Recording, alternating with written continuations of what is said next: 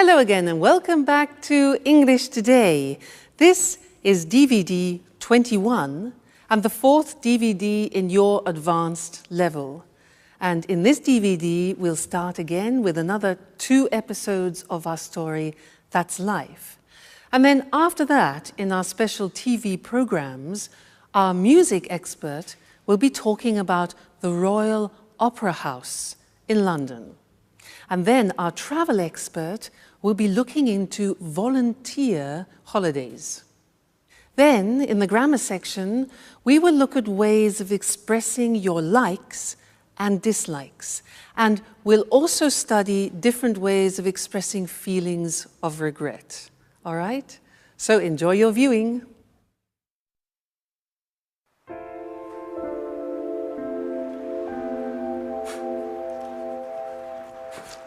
Jack! Jack! I was waiting for you. Have you got a minute? Sure, Edward. What's up? You want to put some muscles in your film? Oh, Jack, you're quite a joker. I need some advice about a rather delicate matter. Well, it's about women. Oh, well, then you've come to the right person when it comes to women. In all modesty, I'm sort of an expert. Go ahead, shoot. But make it fast. I have to get to the gym. Oh, well, don't worry. It's like this. If a woman lets you mysteriously know that she's keen on you, and if you didn't expect it, but then you find that you don't mind the gesture, in fact, because of this, you find that you are becoming fond of her. And if she acts as if nothing has happened... Whoa, Edward. What are you getting at? I don't understand it. Is this a new idea for a film? Because if it is, you should think about rewriting this script. It seems very convoluted to me. Jack, stop joking. It's a serious matter. I just don't know how to behave. I can't stand this situation. Well, okay. Let's take this from the top. So, a woman goes for you. However, she doesn't do it openly. But then she pretends as if nothing has happened.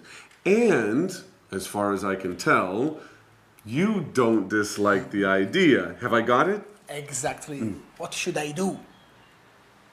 Well, the fact, her behavior leads me to believe that she's fond of games. So use that. Play the mysterious man. And then surprise her with something special. You know, like take her out to dinner, or write her a poem, or send her some red roses. Women really go for that kind of thing. Really? I got an idea. I'd really like to meet this mysterious woman. What she sees in him is beyond me.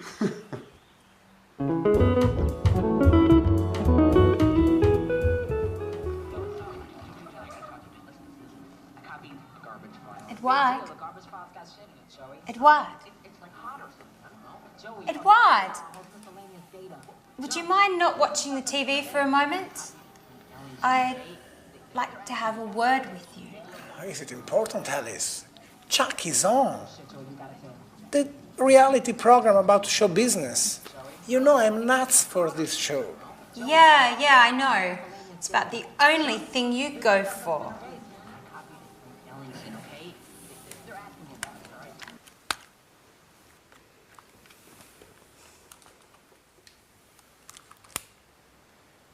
What's up, Alice? What's bothering you? Edward, I'm sorry. I didn't mean to be rude. It's just that... has something... What? I mean... anything particular happened recently? Oh, well, if I have to tell you the truth, yes. Great! So, what? So what are you getting at? Well, what did you think about it? Were you pleased by it? Oh, yes, very much, but why we are talking about such embarrassing things? think you should talk about it, Edward. Once and for all. You think you know me? I'm not good with words. Well then, get into action. I think you've already waited long enough. Well, maybe you're right. I'm a klutz, aren't I, Alice? Well, yes, but you can fix it. I'll surprise you. By the way, Alice, have you decided what are you going to wear for our date yet? Oh, our date? Are you serious, Edward? Sure, our date with Mr. Martin, the television producer. That date? Have you forgotten? No, don't worry. I haven't forgotten about it.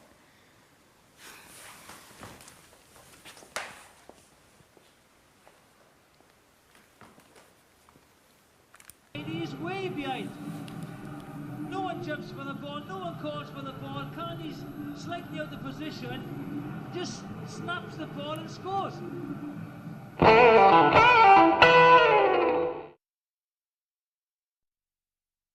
Hello again, and welcome back. Jack and Edward in that episode were talking about what they like doing and what they dislike doing. And in the English language, this is very interesting because there are different ways of describing what you like and what you dislike, different verbs, different phrases, and that's what I want to do with you now. I'm going to give you some examples in this little exercise. And if you listen carefully, you will notice how many different forms there are. It's like a little quiz. I'm going to talk to you about an animal, all right? I'm going to describe what this animal likes doing and dislikes doing, and then I want you to try and guess what the animal is, all right? So are you ready? Listen carefully. Well, these animals are keen on eating big animals. They're keen on eating big animals. They're fond of basking in the sun in the long grass. So they're fond of lying, basking in the sun in the long grass. They really love running at top speed. They love running at high speed, okay? They can't stand getting wet. Like when it rains, they can't stand getting wet. They can't bear being disturbed when they're eating. They can't bear being disturbed when they're eating. Another thing, they don't mind the presence of man, but at a distance. All right, okay. They dislike being close to lions. Dislike being close to lions. They hate being disturbed when they are with their cubs, with their babies. Okay, their babies, their cubs. As animals, they don't go in much for making noise. They don't go in for making noise. They're silent, they're quiet. And for them, it's all right to eat only twice every 4 days, so once every 2 days. They don't have to eat every day. So, have you guessed the animal? It's a cheetah. Now remember that in English, a cheetah is not Mr. Monkey. A cheetah in English is the fastest animal in the world. It's the cat, the wild cat with dots. That's the cheetah, and that's what I was describing, all right? Now let's look more closely at the language that I used.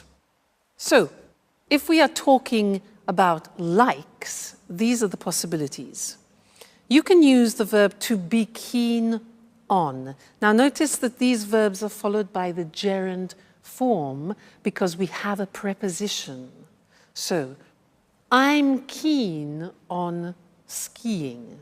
Keen on plus gerund means I'm enthusiastic about it. I'm fond of learning English. Same meaning, okay? It means I like it very much. Keen on, fond of, plus gerund. You can have the negative too. I'm not so fond of going to the cinema alone, for example. Now, what about negative? I can't stand is the same as I hate. Very, very common use, this. I can't stand getting up early in the morning. Gerund. I can't stand getting up early in the morning.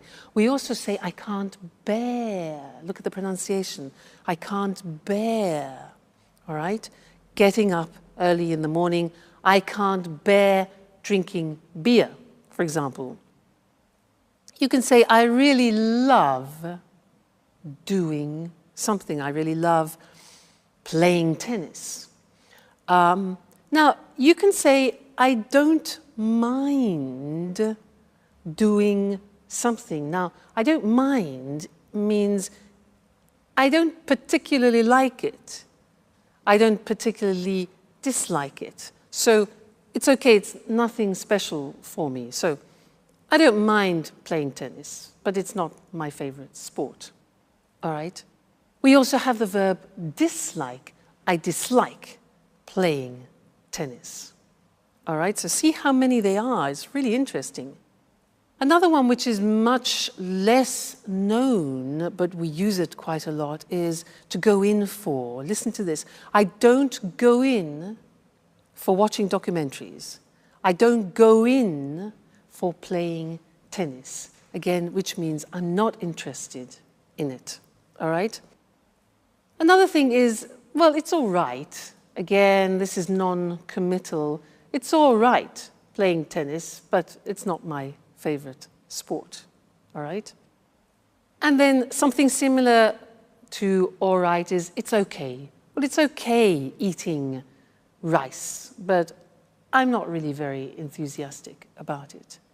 So you see how many different examples we have to describe like and dislike in English. And again, these are things that we use every day, so you need to practice them often. So it's okay learning English, and you are excellent at doing it, and I like seeing your progress. Okay, great. Well, that's this lesson, and we'll see you again in the next one. All right, bye for now.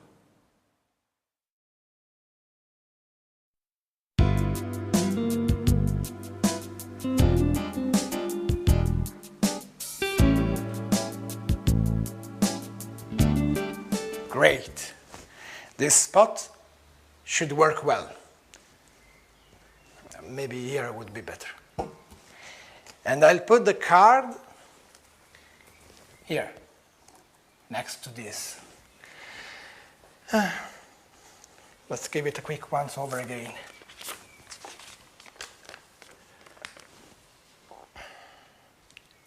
And I should have done this long ago. Now I can't wait any longer.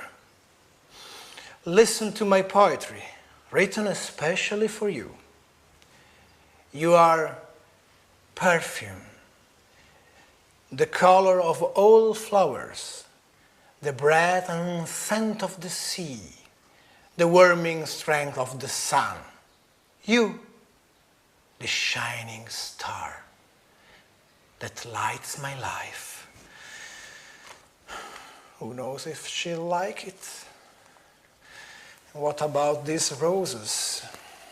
Will she like them? And what if she makes fun of me? Perhaps I shouldn't have listened to Jack, but of course. It makes no sense to go on as if nothing has happened. Somebody has to take the first step. I'll await you tomorrow night here in the living room. When everyone is asleep, we'll be able to be alone. Finally, alone. Okay, that is done. There's nothing more to do now but wait. Anne will be home soon. Thank God Alice won't be here at least for 2 hours. And Jack is at the gym, yes. I calculate everything perfectly. Now it's time for me to leave as well. I don't want Anne to see me here. Here she is. It's time to go. Excellent. Great, Edward. The moment of truth approaches. They'll never call me an amateur again. Right, fine. Bye-bye. Oh, is the door open? Bloody cat's coming. Oh, what are these? For me? Oh, they're beautiful. I wonder who sent them. Oh, what poetry. Who could have written it?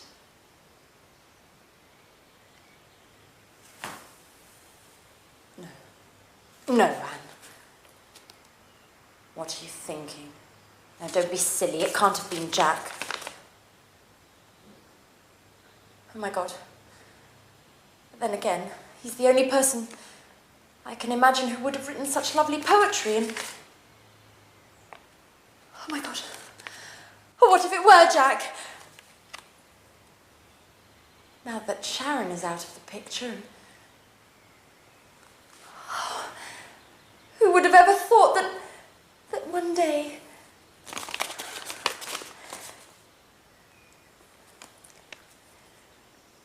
Oh, Jack.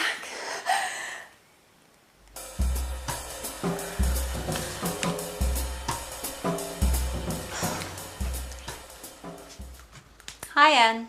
Hi, Alice. My, aren't we feeling chirpy today? Yes, we are feeling chirpy.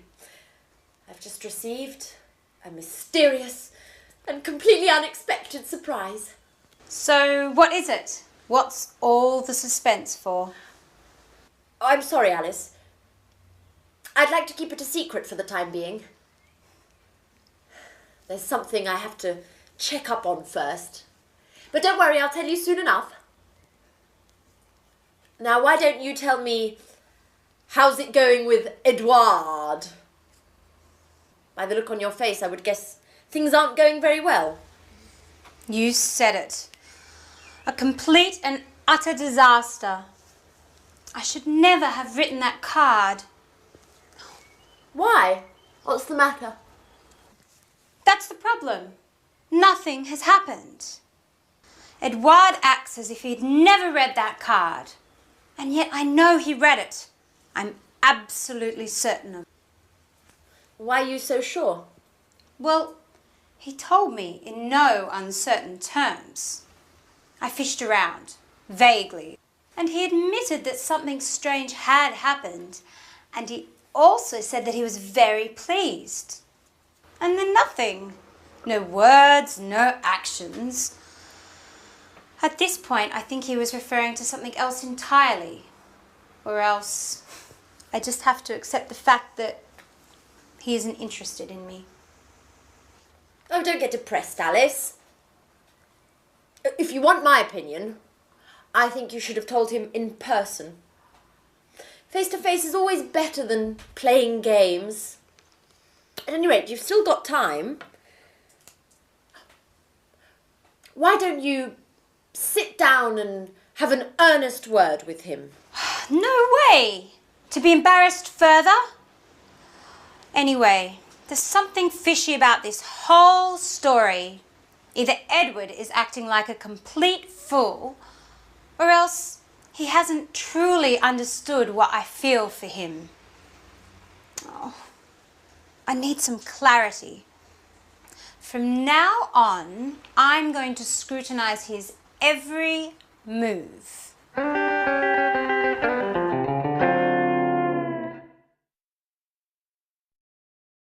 Hi again and welcome back for some more English language. Did you hear Alice talking about her regrets? Do you know that regrets, when you do something you wish you hadn't done, that's a regret? Well, there are different ways to express that in the English language. She said, I wish I hadn't written that card. I shouldn't have written that card. That's another possibility. There are, in fact, 3 possibilities in English of expressing regret. And I want to look at those with you. Because they're quite complicated, let's do it together on the screen, all right? Now, the first example is with should. Now, you know should. Should we use, for example, you should rest when you give advice. But if we put it into a past form, we use it to express regret. So the grammatical structure is should plus the infinitive have plus the past participle. So an example is, imagine, it's raining. I haven't got my umbrella, and you want to express a regret. So you could say, I should have brought my umbrella. You see, should, infinitive have, plus the past participle, bring, brought. So you say, oh, damn, I should have brought my umbrella with me. So that's one example of expressing regret using should have brought. The second example is with wish. So it's raining and you think, oh, damn, I wish. Now, the grammatical form is I wish I had brought. That is the past perfect. Had is the auxiliary of have in the past, then the past participle.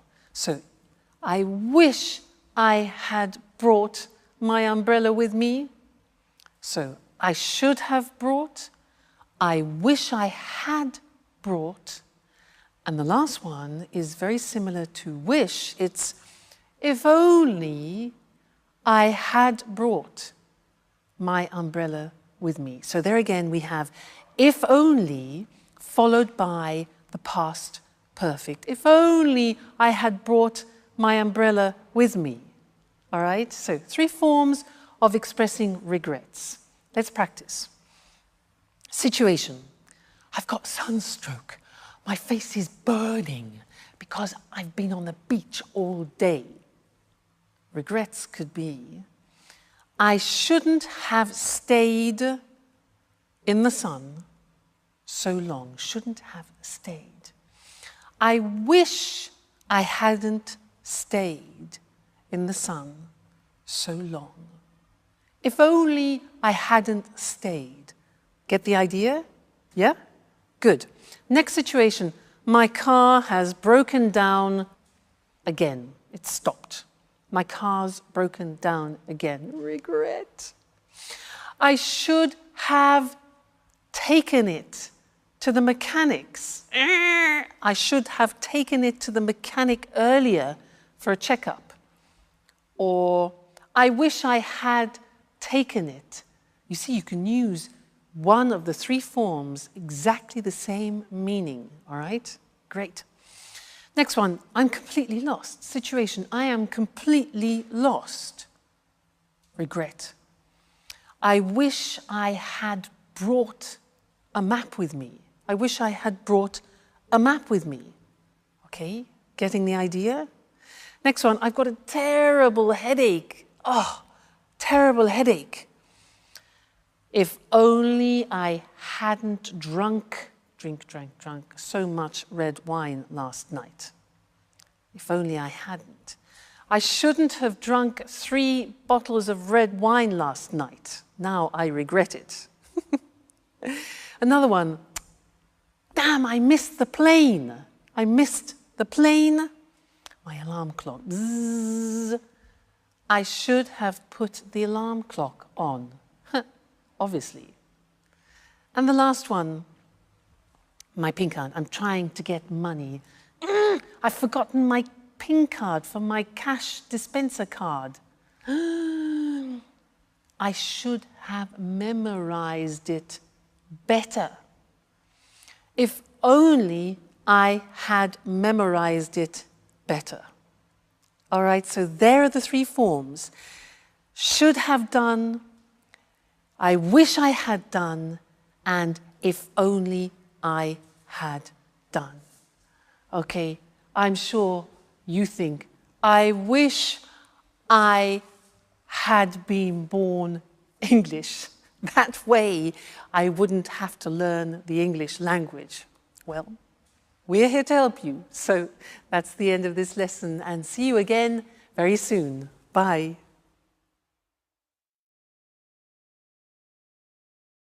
Hello and welcome to this week's edition of Music World. And of course, welcome to our music expert, Tony Moore. Hello, Lucy. And good morning to all our music fans. A great cultural icon with a very difficult recent history.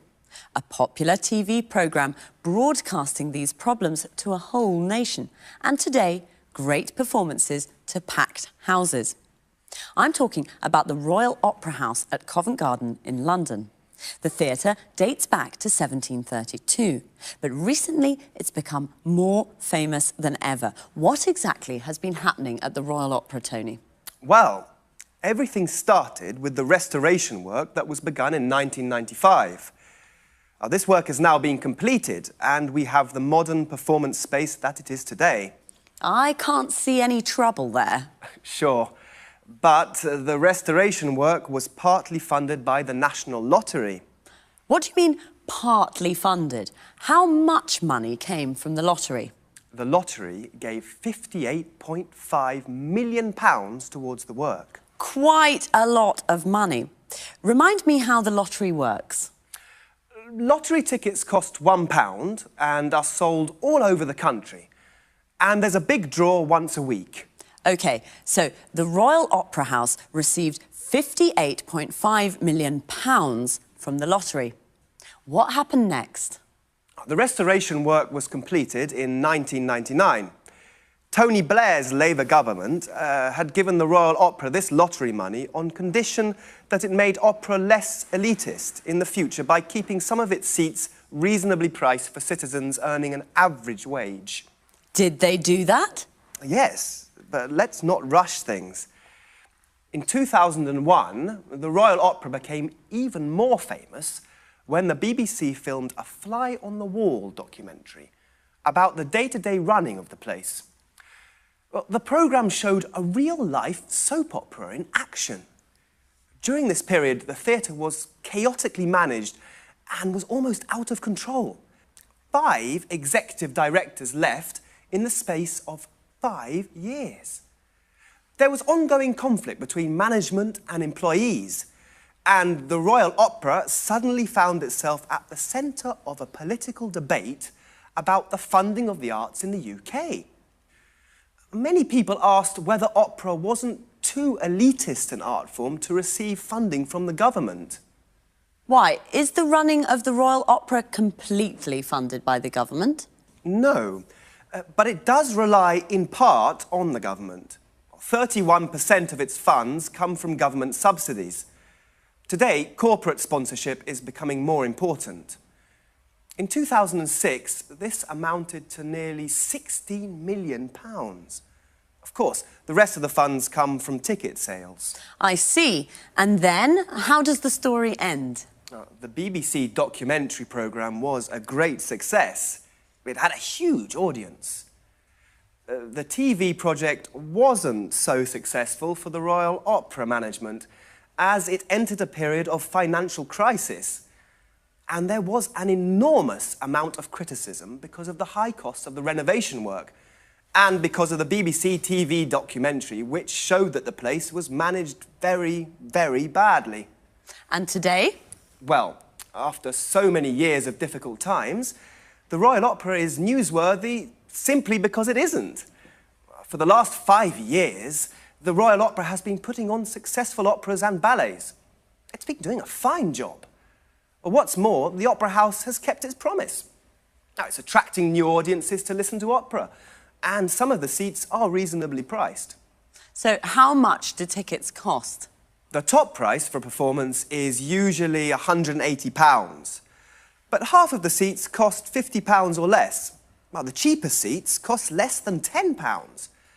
Of course, they're not very close to the stage, but they are the cheapest grand opera seats in Europe. On an average evening, 48% of the audience is watching its first opera. So a wider range of people are watching opera now in London. Oh, that's right. After a very difficult period, the Royal Opera is now running smoothly. Another soap opera with a happy ending. So thanks, Tony, and Thanks. goodbye. Goodbye. And goodbye to all our music fans. So, the Royal Opera House, a cultural icon with a difficult history. A cultural icon is a famous symbol for one of the arts, music, writing or painting. But today it puts on performances to packed houses. Remember, the phrasal verb to put on means to organise and perform.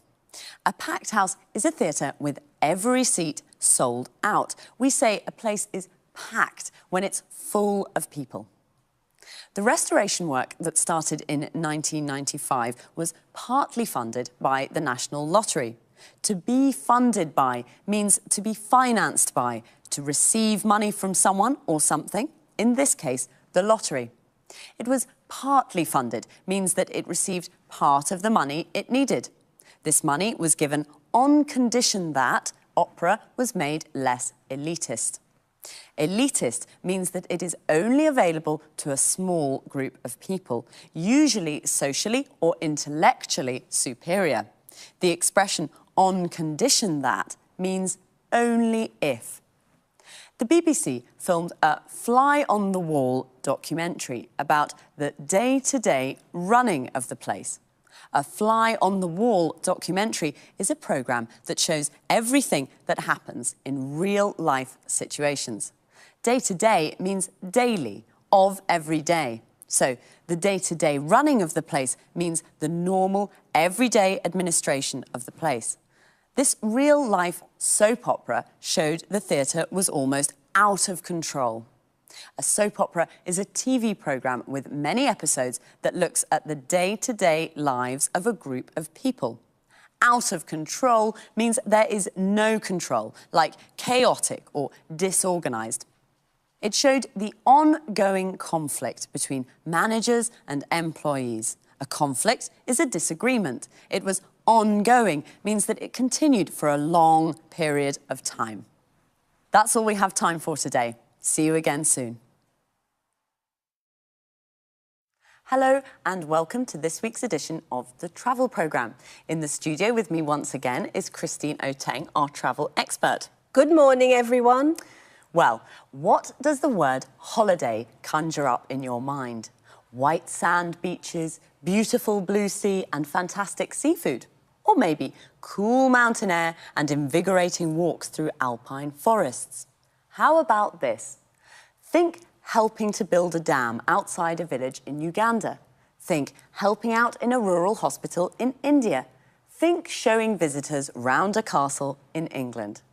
That's right, today's travel topic is volunteer holidays, a way to travel and do good at the same time. Am I right, Christine? Right. A volunteer holiday can be a true life-changing experience. Travel, visit new places and help local people at the same time. It's a great way to really make contact with local people, their culture and the kinds of problems they face, and you can help in a small way to solve some of those problems. Certainly a holiday with a difference. What sorts of places have volunteer holidays? There are two kinds of volunteer holidays, really. A lot of these holidays take place in developing countries, in Africa, India, and sometimes in South America.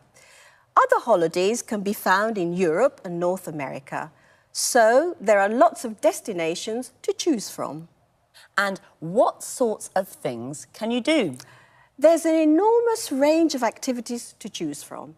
In the developing world, a lot of the work is based around helping on infrastructure projects, so you may help to dig a new well or build a new footbridge or perhaps a children's playground. Or you may decide to help out in a local hospital or in an orphanage. All sorts of useful projects to improve the daily lives of local people in small ways. And what about the work in developed countries? Well, here the work is slightly different. It's usually for charitable organisations, like, for example, the National Trust, an English charity that looks after many castles and old houses. It also owns many areas of beautiful countryside. Anyway, it's possible to do lots of interesting things for the National Trust. What, for example? As you mentioned earlier, helping to show tourists round a castle in the summer, there is a beautiful 15th century castle on an island off the northeast coast of England, Lindisfarne Castle. Well, they're looking for a couple to do this job for a fortnight. OK, I'll think about that. But do you have to pay for these activities? Yes, of course you have to pay. Volunteer holidays in developing countries tend to cost more because travel costs are higher and some of your money will go to help the local community. In this way, you help poor people twice. Just one question, Christine. During volunteer holidays, do you have to work all the time? Well, usually there's a split between volunteer work and sightseeing. For example, during a fortnight's holiday to Africa, you may spend the first week on your volunteer work and the second week visiting game reserves, relaxing, shopping. The sorts of things you normally do on holiday. Good. So you have time for fun too. OK, everyone, the next time you're trying to decide where to go on holiday, forget the beaches, forget the mountains, and start thinking about leaving your comfort zone for Africa or the English countryside. Thanks, Christine, for that fascinating information. Goodbye. And, of course, goodbye to all travellers. Well, what does the word holiday conjure up in your mind? What does it conjure up? Means, what does it make you think of? What do you imagine when you hear the word holiday? A volunteer holiday can be a life-changing experience. A life-changing experience means it changes your life. There are two kinds of volunteer holidays, in developing countries and in developed countries. A developing country is a country with a low level of economic activity and low standards of living, like India and Africa. All these countries together are called the developing world. European countries are developed countries. There are lots of destinations to choose from. There are lots to choose from means that there is a big selection. There are lots of activities to choose from. You can help on an infrastructure project, a project that involves building or construction. You can help to build a footbridge, a bridge for people to cross on foot. You can help out in an orphanage. An orphanage is a home for children who have lost their parents. Notice how we say help to do something, help on a project and help out in a place. You could also work for a charitable organisation in a developed country. A charitable organisation is an organisation whose aim is not to make a profit, but to help people in need. For example, you could spend a fortnight showing tourists around a castle in England. A fortnight is a period of 14 days. They're looking for a couple to do this job. A couple is two people, usually a man and a woman who are married or in a relationship together. OK, well, that's all for this week, so take care and study hard.